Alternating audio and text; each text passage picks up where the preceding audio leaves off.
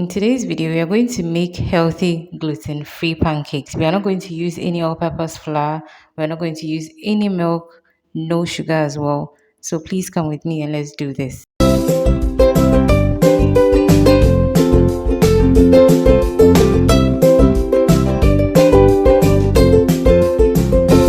So we are going to be needing just three main ingredients. Okay, so I have here 2 eggs. I'm going to go in with some mashed or pureed bananas. You can use your blender. You can use a fork or a spoon to mash this, depending on who is going to eat it. We are going to need it to be very smooth or a little bit rough. Okay.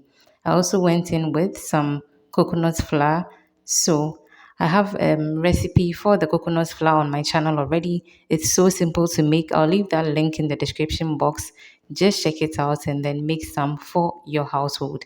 I also went in with some cinnamon powder. It's an optional ingredient, but definitely adds a bit of flavor to your pancakes. So I'll make sure I beat this very well till all the three ingredients, or four rather, are incorporated beautifully. So I'll be using coconut oil to fry my pancakes to enhance the coconut flour flavor in there. And then I'm going in with my coconut oil, melt a bit of it in my frying pan, smear it all around it because I don't want to use too much, okay? And then pour my coconut flour banana pancakes mixture into my frying pan. So I wanted them to be small because I was going to give it to baby girl and her brothers.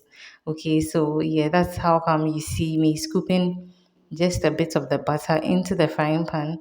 So I fried three of them at once, obviously because my frying pan was big enough to accommodate them, okay. If this is your first time here, hello, my name is Yasmi. You're welcome to my kitchen taste and bloom. Please consider subscribing and joining this amazing blooming family. And if you're a returning subscriber, thank you so much for coming back to watch this video. Also, please give me a thumbs up on this video so I'm encouraged to show you more of my cooking skills, okay? When you are done watching as well, please let me know what you think about this recipe in the comment section. And I'll also please that when you are done watching, you share this video to reach a wider audience. This is perfect for babies as well, so do well to try it. And that's it for today's video. The squad was waiting to devour this, so I didn't even have the chance to take a video. But here's a picture, and I'm sure you're going to enjoy the recipe once you try it.